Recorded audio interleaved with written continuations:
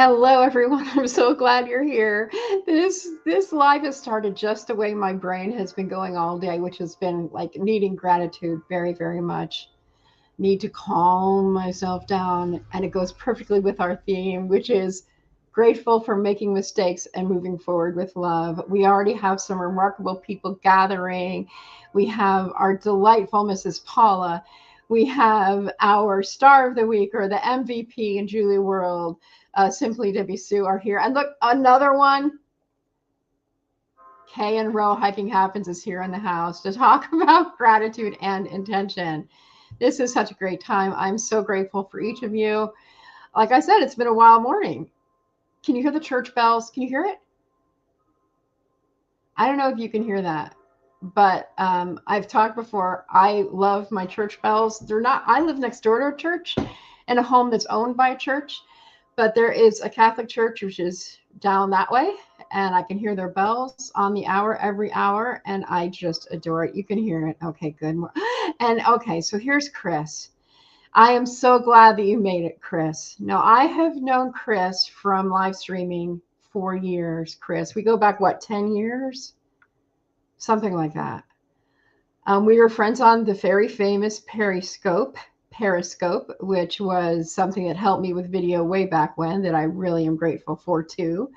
And so this is Chris. She is among us. Chris, if you could say in the chat, if you could express gratitude for how many YouTube followers you have, because she smokes us all. Those of us who are here are primary small creators, or creators with smaller numbers of followers. And so Chris has quite a few followers. And I can say I knew her when, but she used to come when I did live writing workshops on Periscope. So I might start doing that on YouTube. I actually have some very old videos, but I wanted to get back into gratitude. What are you grateful for today? Whether you're live or on the replay, what are you grateful for? Because one of the things I try to do with my live streams is to make them as if the replay viewers are live here with us. And so please put in the comments what you are grateful for so that we can connect with you, so that we can, I'll come back and comment later. It's always a pleasure to keep that energy of gratitude alive and vibrant and well, because hey, when we make mistakes or when we are feeling stressed out or low, as I am today, like I told y'all, it's been kind of rocky and wild in a good way. But sometimes when we can say, I'm so grateful that I know what it's like not to feel stressed. I'm so grateful to know that life has this ebb and this flow, and that soon I will be able to take a nice deep breath and continue going in the direction that I intend to go. And so okay, so here we go with Chris. She's so grateful to have 9,000 subscriber friends collected over 8 years. That's amazing. Chris, if you also want to say, okay, oh, I'm so well, this is nice. Kay and Ro are grateful for me. I was one of Kay and Ro's first followers, and I watched their content with a ferocity and with a great hunger, because they were teaching me about the Appalachian Trail in my neighborhood. And they were teaching me about the Appalachian Trail. I'm so grateful for Kay and Ro, because they're literally how I learned to navigate the different sections of the Appalachian Trail right in my neighborhood. You know, I'm wondering if you're still out there, Simply Debbie Sue, you're in Tennessee. How far are you, right? I think you're from Tennessee. How far are you from the Appalachian Trail? You don't have to tell us specifically, but I'm just curious if you are in Tennessee near the trail or far away from the trail. My niece lives far away from the trail, so I would love to know from you if you are near or far from our beloved Appalachian Trail. So okay. So we have gratitude. What are we grateful for? And we always like hearing, oh, you're in Virginia. Well, okay, so you live about an hour and a half from the Appalachian Trail. I was in Virginia spring of 2024. Kay and Ro were in the Virginia more recently than me on the trail. And yeah, so my friend lives in, I'm trying to remember what the town she lives in. She lives close to Richmond. And then I have a friend closer to Washington, D.C. And my college roommate is near Washington, D.C. And we didn't go hiking though. It was raining, and, fair weather hiker here in the house. Anyway, I think she did not want to go hiking on the trail with me in the rain. So we didn't. I did get a used typewriter though. Some of you don't know that I collect typewriters, and I'm grateful for my typewriter collection. So intentions. So gratitude is a great foundation for intentions, because if you can come from a space of gratitude and use that energy, you'll go far with your intentions. So one of the questions I wanted to ask, and I did not make a banner. I'll make one right now. How do you celebrate your mistakes? How do you find your way to gratitude when feeling off center? And I would say, if you want to try at that in the comments, or just think about it. How do I celebrate my mistakes? Usually I don't. One of the things that was coming up, we were talking on Friday night about blocks. We were talking about what do we do when we feel blocked.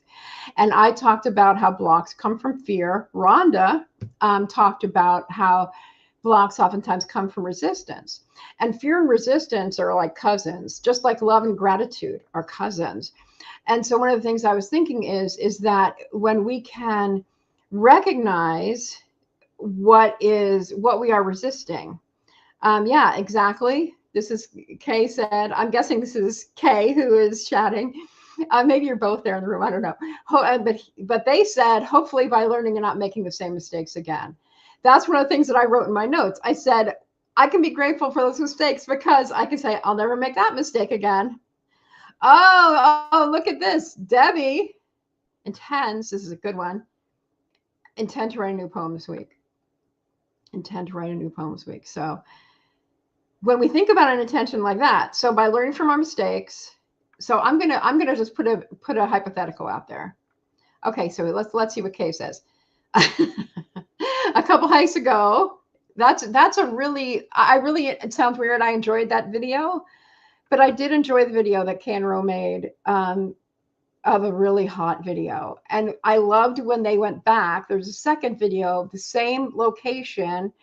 And that's really a great way that you did that hike and then you went back again and took it from a different perspective. That's actually a brilliant metaphor for when we look at a mistake from a space of gratitude versus when we look at a mistake from a place of fear. And it's brilliant. Thank you for bringing that out there. Oh, yay, they're both there. So it's Ro's birthday yesterday. I hope that you'll all in the comments wish Ro happy birthday yesterday. And I love that you went to a baseball game. That's so much fun. So here's Chris with an intention, intend to finish a video series, complete part 3 this week. That's fantastic. So both of these intentions, Debbie, who intends to write a new poem this week, and Chris, who's intending to finish a video series. I intend to work on my book, to finish the editing process of my book that I've been working on for such a long time, because it's going to the editor. My book is going to the designer, actually. She's going to I'm calling the book she. She's going to the designer on October 1st, and it will be back to me and done on October 5th. So I need to stay on track. The last few days, I've fallen off track. So if I stay in a space of love and gratitude, if I stay in that intention of moving forward with love, instead of getting afraid and resistant because I'm running out of time, we're going to be in trouble. Or actually, we're just not going to get the job done. So, okay, here's some more happy birthday, Ro. Oh, there's Ro. You're welcome. So exciting. I love when we can celebrate these things. So I hope that comes through. You know, when we're here, and one of the things that's really great is when you state your intention and when you put it in writing, studies show that you're a lot more likely to get that intention or to move forward with that intention and reach that goal.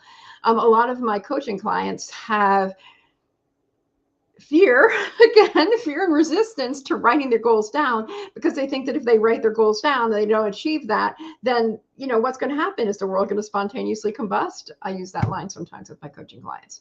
So you don't get that done. So you don't reach that. Like if you say, I want to, like Chris, who's been plugging away for 8 years, collecting, serving her audience, you know, she might say, I want to get to 10,000 subscribers by January 1st. And I'm not saying, Chris, that that is your goal, but I'm just saying that if that was your goal, and if you only got 9,875, that would not be a failure. That would not be a mistake if you look at it from the right perspective. When Kay and Ro were on that incredible hike in the heat, it wasn't a failure that they all got hot and that they were all exhausted and that it was a rough hike. And for me, that was really interesting to see that, because I kind of think that Kay and Ro are like these incredible hikers who I aspire to be like. I never will be like them because I'll always be me, but I appreciate their commitment and how they keep going, and how they work together. They also really inspire me as a couple. But it's inspiring sometimes to see that people don't have a perfect hike one day, or they write something and it doesn't turn out great, or they come on a live stream and they're like I am today, nervous and a little bit more hyped up than I normally am. And as I've been talking, I'm settling in. Do you see how that happens? Sometimes with live streams, that happens for me. I can come on a live stream in one mood and I leave the live stream in a better mood. I really love when that happens. So how do you celebrate your mistakes? How do you find your ways to gratitude when you're feeling off center?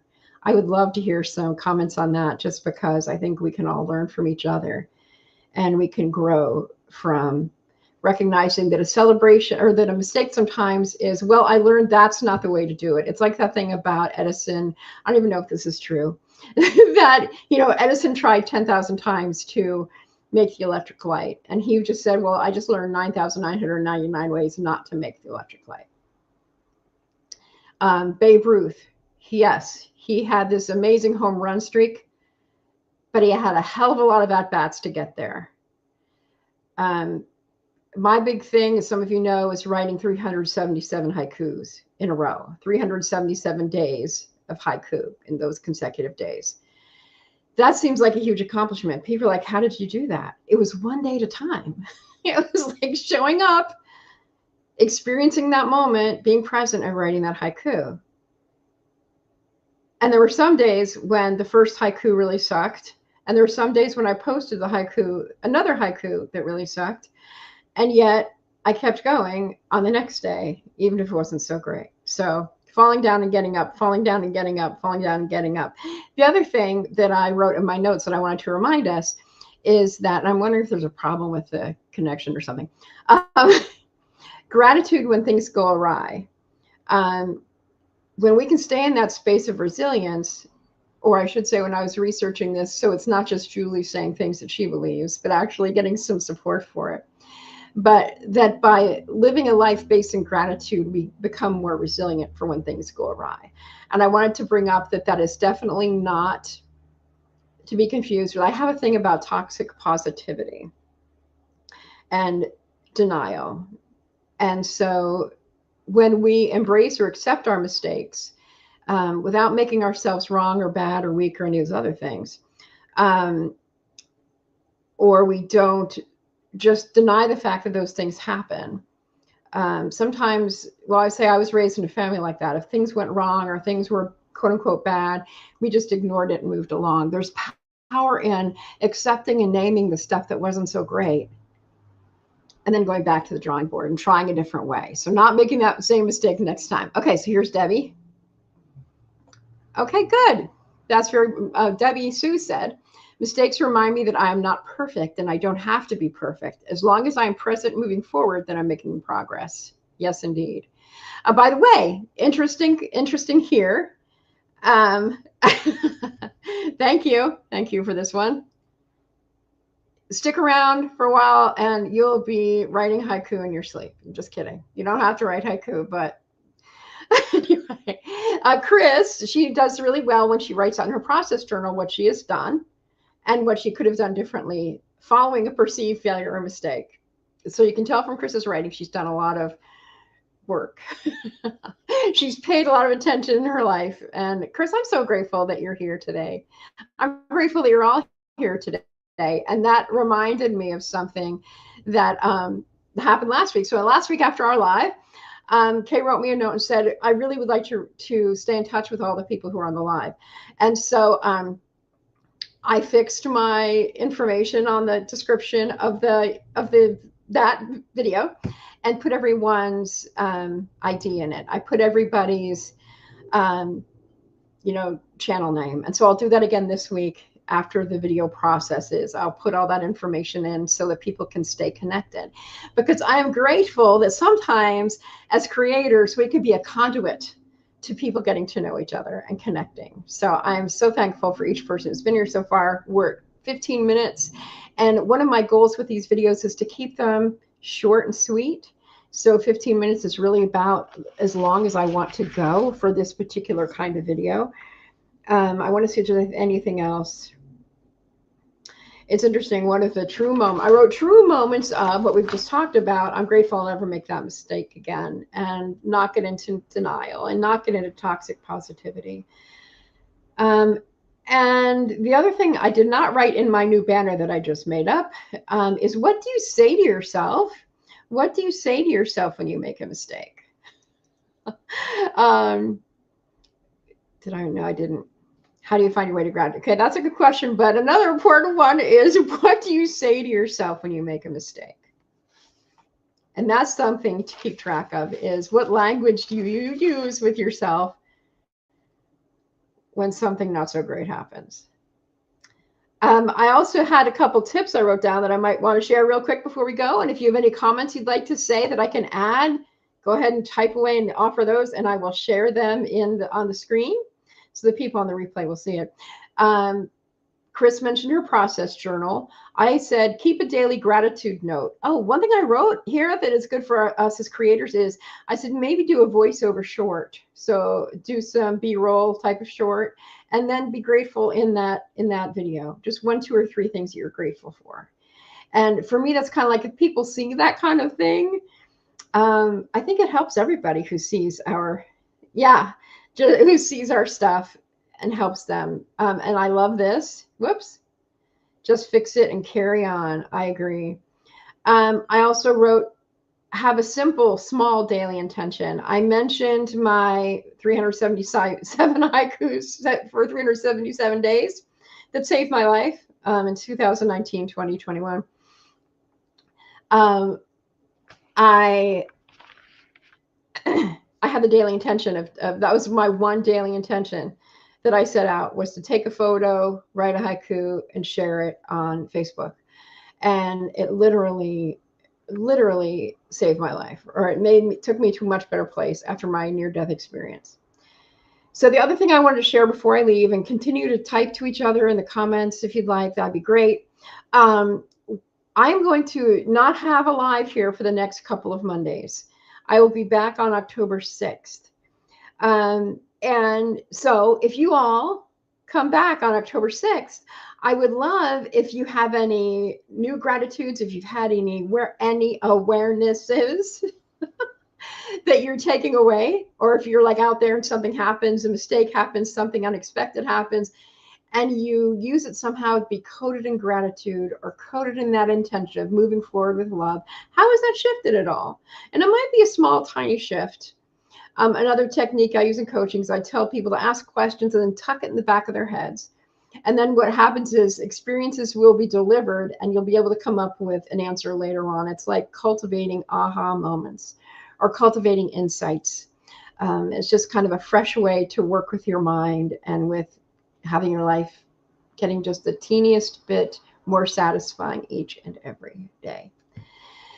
So thank you so much for being here. I'm incredibly grateful. Yes, I feel so much calmer. I will have this week, I'll have the video of my YouTube growth, and I love sharing those. Those will also, they may or may not be shown for the next 2 weeks also. Yeah, I'll see you around, but look for this live stream on October 6th.